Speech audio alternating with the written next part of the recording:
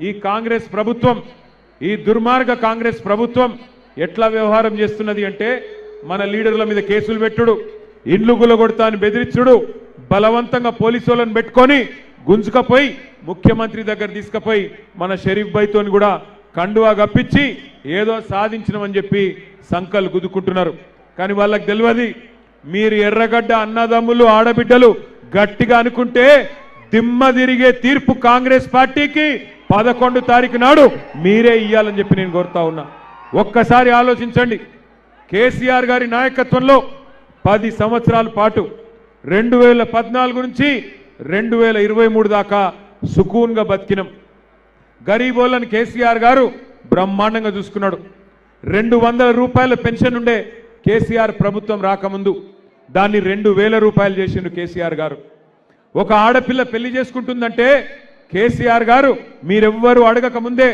1,116 రూపాయలు ఆడ కూతురు పెళ్లికి కళ్యాణ లక్ష్మి పేరుతో షాదీ ముబారక్ పేరుతో ఇచ్చి మేనమామలాగా సొంత మేనమామలాగా 15 లక్షల మంది ఆడపిల్లల పెళ్లిళ్ళు చేసింది కేసీఆర్ ప్రభుత్వం అదే ఆడపిల్ల కడుపులో ఒక బిడ్డ పడితే నేను సర్కారు దవాఖానకు పోయి ప్రసూతి చేయించుకుంటా అక్కడికి పోతేనే మా మేనమామ కేసీఆర్ ఇచ్చే కేసీఆర్ కిట్టు వస్తుందని చెప్పి సర్కారు దవాఖానకు పోయి ప్రసూతి చేయించుకుంటే మగబిడ్డ పుడితే 12,000 రూపాయలు ఆడబిడ్డ పుడితే 13,000 రూపాయలు మొత్తంగా తల్లిని బిడ్డను ఇంటి దగ్గర ఎక్కించుకొని మళ్ళా ఇంటి దగ్గర దించొచ్చే సౌలత్ కల్పించిండు కేసీఆర్ గారు అట్లాగే బ్రహ్మాండమైన కార్యక్రమాలు వృద్ధులకు వితంతువులకు ఒంటరి మహిళలకు 2,000 పెన్షన్ వికలాంగులకు 4,000 రూపాయల పెన్షన్ హైదరాబాద్లో ఉండే మా గరీబు అన్నదమ్ములకు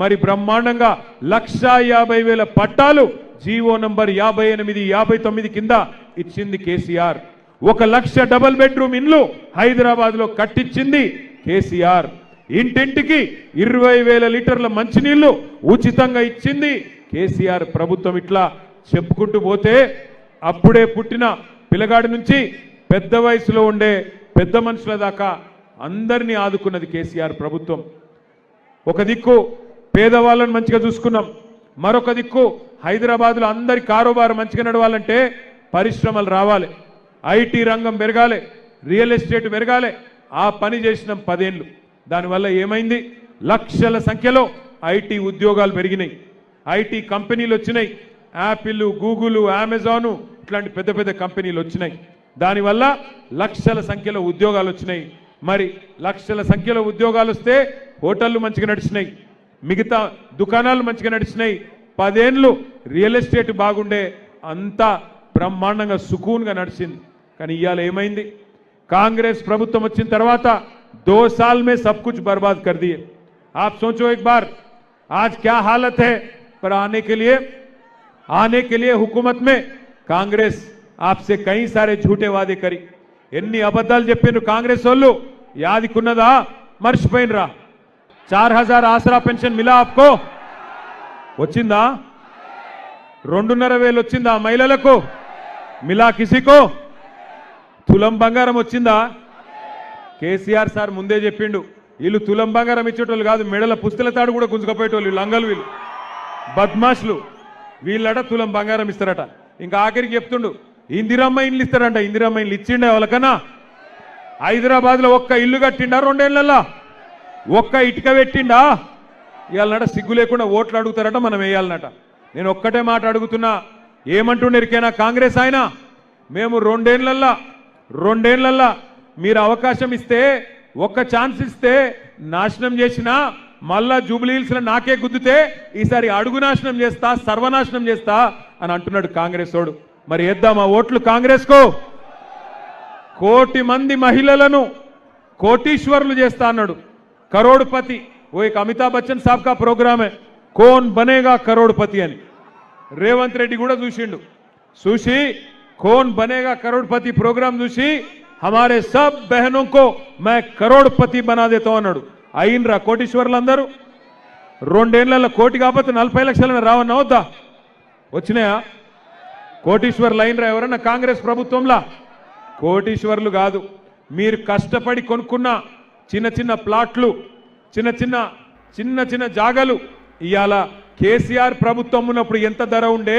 ఇవాళ ఎంత పడ్డది ఆలోచన చేయండి. హైదరాబాద్లో ఉండే మా అన్నదమ్ములు మా అక్క చెల్లెలు ఆలోచన చేయాల.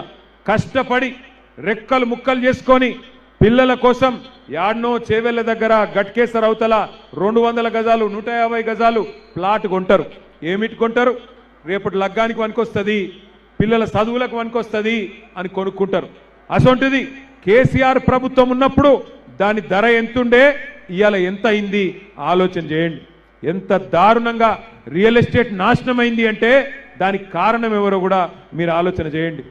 ఒక్కలను కూడా ఇడిచిపెట్టలే, అందరినీ మోసం చేసిండు. పుట్టిన పిల్లగాడి నుంచి మొదలు పెడితే చచ్చిపోయే వయసులో ఉండే పెద్ద మనుషుల దాకా అందరినీ మోసం చేసింది కాంగ్రెస్ ప్రభుత్వం, కాంగ్రెస్ నాయకత్వం. 1-2 కాదు, 420 420 वादे करे कांग्रेस पार्टी वाले.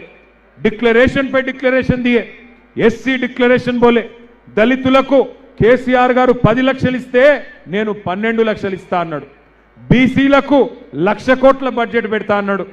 గిరిజనులకు కూడా నేను అంబేద్కర్ అభయహస్తం అని చెప్పి ట్రైబల్స్ కూడా 12 లక్షల రూపాయలు ఇస్తా అన్నాడు.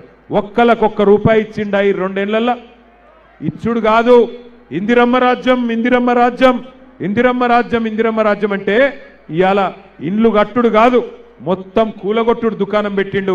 హైదరాబాద్లో 1000 ఇండ్లు కూలగొట్టిండు హైడ్రా పేరు మీద. నేను ఎర్రగడ్డలో ఉండే మా అన్నదమ్ములకు అక్క చెల్లెలకు ఒక్కటే విజ్ఞప్తి చేస్తా ఉన్నా. ఈ ఎలక్షన్ జరుగుతున్నది కారుకు కాంగ్రెస్ వాళ్ళ బుల్డోజర్కు మధ్యన జరుగుతున్నది. కారు గెలిస్తేనే మీ ఇంటికి బుల్డోజర్ రాదు, లేకపోతే ఇరుకిరుకు గల్లీలలో ఉన్న చిన్న చిన్న ఇండ్ల మీదకి ఎప్పుడు బుల్డోజర్ వస్తుందో, ఏ బస్తీ మీదకి వచ్చి ఎప్పుడు కొడుతుందో మేము చెప్పలేం. మీరు కింద కాంగ్రెస్ కోటేస్తే మిమ్మల్ని కాపాడేందుకు ఎవరు ఉండరు. ఎందుకంటే కత్తి మళ్ళా కాంగ్రెస్ వానికి ఇచ్చి యుద్ధం మమ్మల్ని చేయమంటే మాకు చేత కాదు. మీరు కత్తి మాకు ఇయ్యండి, మేము యుద్ధం మీకోసం చేస్తాం. బుల్డోజర్ మీ ఇంటికి రాకుండా చూసే బాధ్యత మాది. నేను చెప్తుంది అబద్ధం కాదు. హైదరాబాద్లో ఒక్క ఇల్లు కట్టలే, ఒక్క ఇటుక పెట్టలే, కానీ ఎన్ని ఇండ్లు గులగొట్టిండో హైడ్రా పేరు మీద ఒక్కసారి మీరు చూడాలని చెప్పి నేను కోరుతా ఉన్నా.